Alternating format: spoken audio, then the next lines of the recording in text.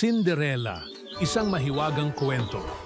Noong unang panahon, sa isang tahimik na kaharian, may isang mabait at mahinhing dalaga na nagngangalang Cinderella. Matapos mamatay ang kanyang mga magulang, naiwan siya sa pangangalaga ng kanyang malupit na madrasta at dalawang inggitera niyang mga kapatid sa ina. Ginawa nila siyang katulong, pinaglilinis, pinagluluto, at pinatutulog sa tabi ng apuyan. Pero kahit sa hirap ng buhay, hindi nawala ang kabaitan at pag-asa ni Cinderella. Isang araw, nag-anunsyo ang hari ng isang ingrandeng sayawan sa palasyo.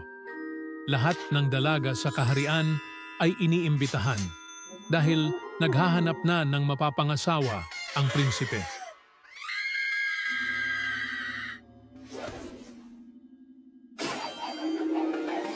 Gustong-gusto ni Cinderella na dumalo, pero hindi siya pinayagan ng kanyang madrasta. Sinira pa nila ang kanyang damit at iniwang luhaan.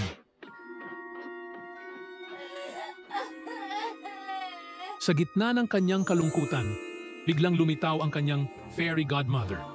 Sa isang kumpas ng mahika, ginawang karwahe ang kalabasa, kabayo ang mga daga, at binigyan si Cinderella ng makinang na bestida at salamin na sapatos.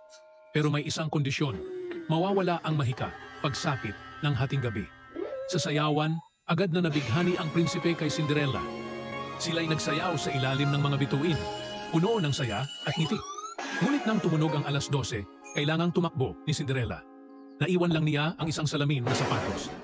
Kinabukasan, nilibot ng prinsipe ang buong kaharian. Isinuot ang sapatos sa bawat dalaga. Sa wakas, natagpuan niya si Cinderella at ito'y eksaktong kasya sa kanya.